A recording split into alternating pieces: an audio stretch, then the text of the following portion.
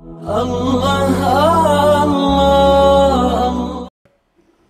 Di antara konsekuensi seseorang yang mengucapkan wa asyhadu anna Muhammadan abduhu wa rasuluh, yaitu bersaksi bahwasanya Nabi Muhammad sallallahu alaihi wasallam itu adalah abduhu, hambanya Allah, wa rasuluh, dan utusannya. Artinya seseorang bersaksi maksudnya adalah mengungkapkan apa yang sudah diketahuinya, apa yang sudah diyakininya, apa yang sudah ditetapkan oleh dirinya, bahwasanya Nabi Muhammad sallallahu alaihi wasallam benar-benar hambanya Allah. Artinya dia tidak akan memberikan ibadah kepada Nabi Muhammad, karena Nabi Muhammad sallallahu alaihi wasallam sama dengan dirinya, sama dengan kita, yaitu hambanya Allah. Dan semua hamba kewajibannya adalah menghamba kepada Allah, beribadah kepada Allah subhanahu wa ta'ala saja. Maka Nabi Muhammad sallallahu alaihi wasallam tidak mempunyai hak untuk mendapatkan ibadah, karena beliau adalah hambanya Allah, Abdullah. Dan kita ini adalah ibadullah, hamba-hambanya Allah. Namun yang membedakan antara kita dengan Nabi Muhammad sallallahu alaihi wasallam, beliau adalah Rasulullah. Beliau adalah utusannya Allah subhanahu wa ta'ala. Dan utusan Allah dibimbing dengan wahyu, sehingga kita mempunyai kewajiban untuk mentaati utusannya Allah subhanahu wa ta'ala, mengikuti wahyu yang sudah diberikan oleh Allah kepada Rasulnya. Oleh karena itu, di antara yang disebutkan oleh para ulama, kewajiban kita terhadap putusan Allah atau konsekuensi mengucapkan wa asyhadu anna Muhammadan abduhu wa rasuluh, yang pertama adalah tasdiqul bima akhbara, mengikuti membenarkan apa saja yang dikabarkan oleh putusannya Allah subhanahu wa ta'ala. Tasdiqul bima akhbara, membenarkan apa saja yang dikabarkan oleh Rasulullah sallallahu alaihi wasallam, karena memang utusannya Allah hanya menyampaikan, kewajibannya adalah menyampaikan kepada kita minallah bil risalah wa ilal rasulil balagh wa alaina taslim. Begitu yang dikatakan oleh Imam Ibn Shihab Az-Zuhri rahimahullah, yang namanya risalah dari Allah, kewajiban Rasulullah yang menyampaikan, dan kita mempunyai kewajiban menerima apa yang disampaikan oleh Rasul. Maka ini yang pertama, kita harus membenarkan apa saja yang dikabarkan oleh Rasulullah sallallahu alaihi wasallam, terutama berkaitan dengan perkara-perkara yang gaib.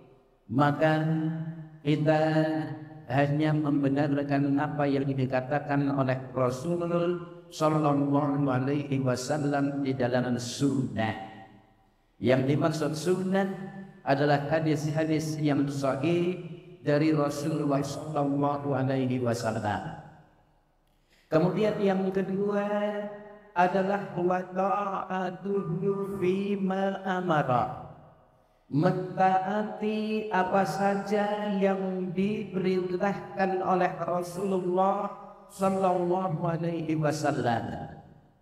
Karena kita harus mentaati apa yang dikatakan oleh Rasul, sebagaimana Allah Subhanahu wa Ta'ala katakan dalam surat An-Nisa ayat 64, wa ma arsalna min rasulin illa liyuta'a bi'idznillah, dan tidaklah kami mengutus seorang rasul pun kecuali agar dia ditaati dengan izin Allah Subhanahu wa Ta'ala.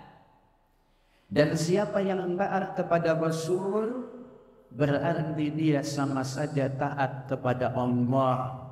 Kata Allah dalam surat An-Nisa ayat 80, may yuti'ir rasulah faqad ata'a Allah. Siapa saja yang taat kepada Rasul, maka sungguh berarti dia taat kepada Allah. Yang ketiga, kewajiban kita terhadap putusan Allah adalah meninggalkan apa yang dilarangnya dan diperingatkannya. Wajtinabul ma nahaa anhu wa zajar, yaitu menjauhi apa-apa yang dilarang oleh Rasul dan diperingatkan oleh Rasul.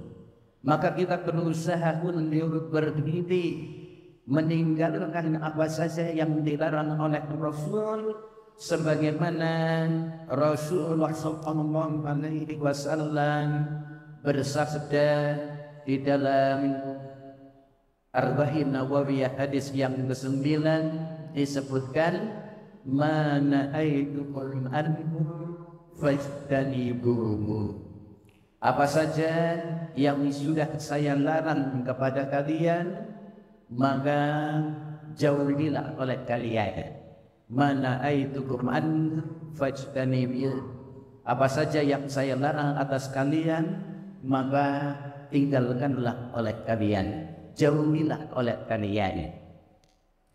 Atau hal ini disebutkan oleh Allah di dalam Al-Quran surat Al-Hasyr ayat yang ke-7. Allah katakan,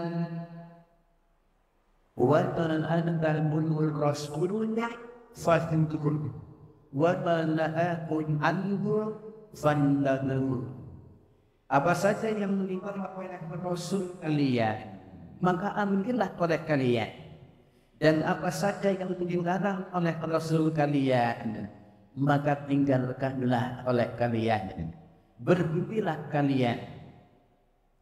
Ini kewajiban yang ketiga, menjauhi apa saja yang dilarang oleh Rasulullah Sallallahu Alaihi Wasallam.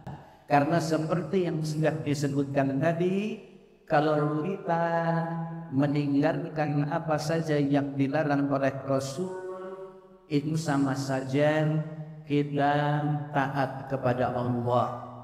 Karena Rasul di dalam memerintahkan sesuatu, di dalam melarang sesuatu, bukan berdasarkan hawa nafsunya, akan tetapi apa yang diperintahkan Rasul kepada kita dan apa saja yang dilarang oleh Rasul atas kita tidak lain adalah berdasarkan wahyu dari Allah Subhanahu wa Ta'ala.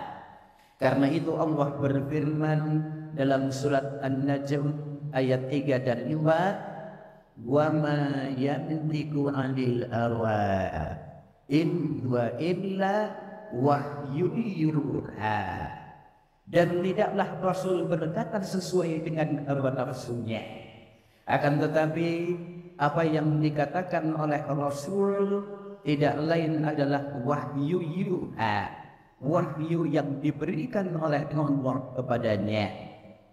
Oleh karena itu kita berusaha untuk mengikuti apa yang diperintahkan oleh Rasul dan menjauhi apa yang dilarang oleh Rasul.